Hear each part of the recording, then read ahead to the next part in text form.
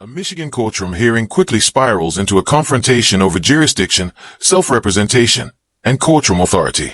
Trevor Loud insists the court lacks proper jurisdiction and refuses to answer the judge's questions. As the judge attempts to complete a routine arraignment procedure, the exchange escalates toward a contempt ruling. Our first case this afternoon is People of the State of Michigan versus Trevor McLeod. It's filed 23-6748FH. Counsel, you want to state your appearance, please? Anthony Julian on behalf of People. Okay, Mr. McLeod, are you present, sir? Yep. Do you want to come on up to the table here? I want to reserve all my rights. That's fine, I'll. Okay. All right, so Mr. McLeod, this is the time and date scheduled for what's called for a circuit court arraignment. The case having been bound over to this court by the district court. So you're here representing yourself today, is that correct? Yeah. Procedures. What's that? Yep. Okay. So I'm required by law to make sure that I've taken an initial waiver of your right to counsel in this court. So I covered a pretrial hearing in the district court, so we talked a little bit about this, but now it's up in my court. So you've got two constitutional rights. You can have the constitutional right to be represented by an attorney, and if you wanted to have an attorney at public expense and qualified, to have that. You also do have the right under our Constitution to represent yourself. Obviously, you can't do both things at the same time. So do you understand your right to a lawyer, including a court-appointed lawyer? I understand that. Okay. And do you wish to represent yourself instead of having an attorney? Yeah, I'm here by special appearance, and I will be representing myself. Okay. I'm required by law before I accept that waiver to do a couple things. One, advise you of the maximum penalties that you could face for the charges that you're in my court for. Resisting, obstructing conservation officers is a high court misdemeanor punishable by up to 2 years in prison and or $1,000 fine. There's a habitual offender second notice that's been filed by the prosecutor, which would make that a felony punishable by up to 3 years and or $1,000 fine. And marine safety operating while intoxicated is a misdemeanor punishable by up to 93 days and or $100 to $500 fine. Do you understand the maximum penalty for the charges against you? Well, I don't even really understand why I'm here, honestly. Well, okay. Well, that's fine. Do you understand the maximum penalty that I just explained to you? No. Hold on, I can't let you represent yourself until I establish a couple things. Well, I need to establish a couple things too, honestly. Hold on, well, I can't let you represent yourself until I establish a couple things or I'm going to be in trouble. Okay. Do you understand that the maximum penalty that you could face for the charges that you're here for is up to 3 years in prison and or $1,000 fine? I don't understand the nature and cause of the action against me. So what is it that you don't understand? Do you not understand how long 3 years is or how much the fine is that I've articulated? Can you tell me what it is you don't understand? The nature and cause of the action against me because we don't establish jurisdiction. That's not what I'm asking you right now. Well, I'll let you place whatever objections you want on the record, Mr. McLeod. I promise you that. Okay. Can we just go one step at a time? Is that okay? Sure. Okay. So one step at a time, I need to establish that you're exercising your constitutional right to represent yourself validly. So for me to do that, somebody might decide they want to do that and they really don't understand what's at stake. So I have to establish on the record that you do understand what's at stake. Well, I think you have to establish on the record first that you can have jurisdiction. That's been questioned. It was questioned in preliminary hearing. It was never addressed. I'll address that today. Well, it has to be addressed before anything can move forward, obviously. Okay, so you want me to explain to you why I have jurisdiction? Yes. Okay, let's do Which that first. jurisdiction it's under. Sure. Okay. This court has subject matter jurisdiction over crimes punishable by more than a year as the court of general jurisdiction under the Michigan Constitution of 1963. The people voted to ratify that Constitution. That is the underlying law of our sovereign state of Michigan. Okay, so is that a jurisdiction under criminal? Or is it military? Yeah, it's a criminal charge against you, and I have jurisdiction over that. Okay, so the Constitution of the United States only grants you two criminal jurisdictions. One's common law, and one is military tribunal venue under Article 1, Section 8, Clause 17 of the Constitution. Which of these two criminal jurisdictions is that? You're not in federal court. It's not a federal crime you've been charged with. You've been charged with violating the law of the state of Michigan. And, hey, what's going on over there? What are you doing, sir? I'm trying to make sure that this is going live. It's not happening. There's something messed up with your film and I'm trying to straighten it out. I was just checking to see if it was recording or not. Sit down, sit down. You're disrupting my courtroom. Sorry, sir. It's live. Any more disruptions, I'm gonna ask you to leave. So common law, Cloud, you're in a state court. You're charged with violating a law of the state of Michigan. is that a statutory jurisdiction? What is it? Yeah, it's a statute. And, Okay, so- and this court is duly authorized under the Article 6 of the Michigan Constitution. So that's my jurisdiction. Okay, So now I need to make sure that you're establishing your right to represent yourself. So do you understand the maximum penalty that you could face if you're convicted as charged? 3 years in prison or $1,000 fine. Well, I have another question because the statutory jurisdiction doesn't exist under the Constitution.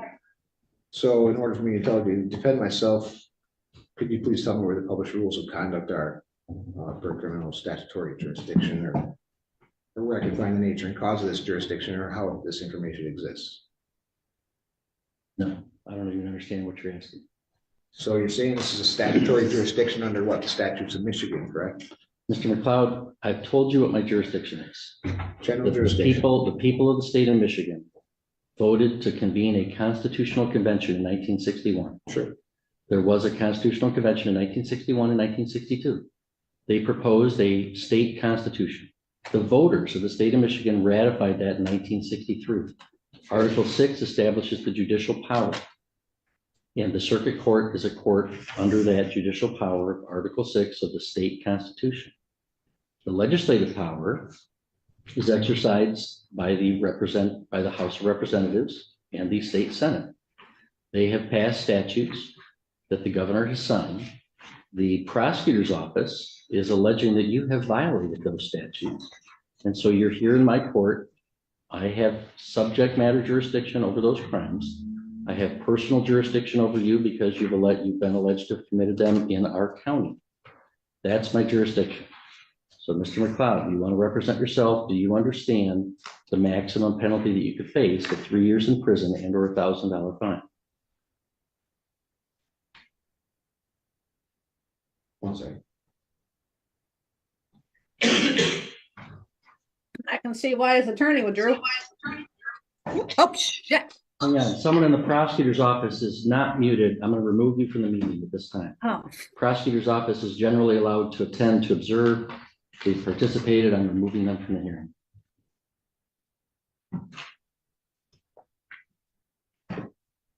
Mr. McLeod, do you understand the maximum penalty that you could face? One second. Okay, so when enforcement of mere statutes, judges of all courts do not act judicially and are thus are not protected and qualified by limited immunity. That's Owen versus the city. I just want to state a few things for the record since you're claiming this is a jurisdiction under statutory law. Hang on. Mr. McLeod, can we back it? Look at me for a second. Can we talk here? I challenge subject matter jurisdiction. Nothing can go forward until that's addressed. You're saying I did address it and I denied your objection. I have subject matter jurisdiction doesn't jurisdiction. exist under the Constitution. Your objection's noted. All right, so Mr. McLeod, do you understand? Let me explain to you. Sure. Sometimes, as I said, people might want to represent themselves, but let's say they have limited intellectual capacity and they don't understand what's going on. I have to establish that they know what's going on before I can allow them to represent themselves. I'm required to establish, do you comprehend, do you know the maximum penalty that you could face if you're convicted as a result of this charge? 3 years in prison or $1,000 fine. Do you understand that, Mr. McLeod? So I'd like to state for the record that Mr. McLeod, the stop. court can be, Stop, Mr. McLeod. If you don't understand it, I'm going to revoke your right to represent yourself and have an attorney represent you because I can't establish that you know what you're doing. So do you know the maximum penalty that you would face? Your Honor, I've challenged this court's jurisdiction. You haven't established it yet. You said you have a statutory jurisdiction which doesn't exist under the Constitution. I'm trying to figure out where I stand with this. So I can't answer any of your questions until you answer some of mine. That's not how it works. Are you refusing to answer my question? No, I'm Then still, answer it. Do you understand the maximum penalty that you face for this charge? so judges who become involved in enforcement of Mr. your McLeod, statutes. I have act other as man- clerks Mr. of the McLeod. involved agency. What's that? You know, I understand you want to object to things, and you're going to be allowed to object to things, okay? Sure. But we have to do things one step at a time. And I do have other cases today. I'm not going to entertain this for like a whole hour. I've got other cases going on. If you want to dig in your heels and just make this real complicated or real difficult, we could do that. And I can hold you in contempt, and you'll go back to a jail cell for a while. No, Your and then Honor, we'll I don't wish to be held in contempt. I'm just wishing to exercise my Sixth Amendment right. That's fine. And So before I can let you under, I can before I cite can, laws, I can cite laws that will show you that the exercise of a right can be converted into a crime. I'm trying to understand the nature and cause of the action against me. You're not clarifying it enough to where I can comprehend it, as you say.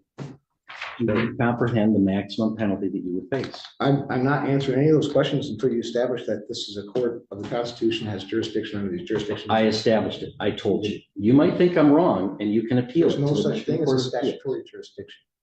Mr. McLeod, let me make this simple for you. Do you ever watch, let me make this simple for you. Sure. I'm gonna ask you this question one more time. One more time. Okay. Two things are gonna happen. After nearly 8 minutes of repeated jurisdiction challenges, the hearing reaches a breaking point. The judge maintains that the jurisdiction issue has already been addressed and demands a direct answer regarding the potential penalties. With neither side backing down, the court moves toward an immediate decision. You are either gonna answer my question, or I'm gonna hold you summarily in contempt. And the court officer will bring you to a jail cell, and we'll talk about it tomorrow. You understand that? So. Mr. in McLeod, contempt for what? Mr. McLeod, two things are gonna happen. You're gonna answer my question, or you're going to jail for summary contempt for not complying with the court's request.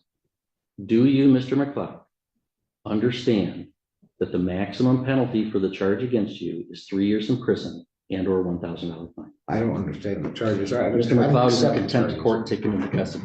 Really? God's sake. Protecting my rights is what so last time I saw you. This isn't true. You guys are We'll have to following. follow unlawful orders. unconstitutional You're following orders. unlawful orders. It's not Not a constitutional at good all. thing.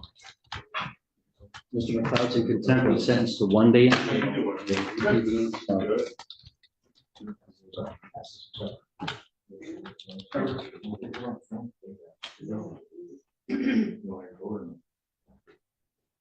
Mr. McLeod, your sentence is 1 day in jail. We'll reconvene tomorrow and get you This is about notice. the Constitution. I did nothing wrong except to question and exercise my rights.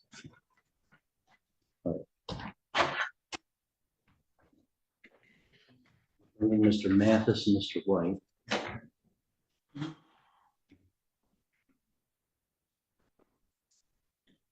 The confrontation ends with Judge Matthews finding Trevor Loud in summary contempt of court and sentencing him to 1 day in jail.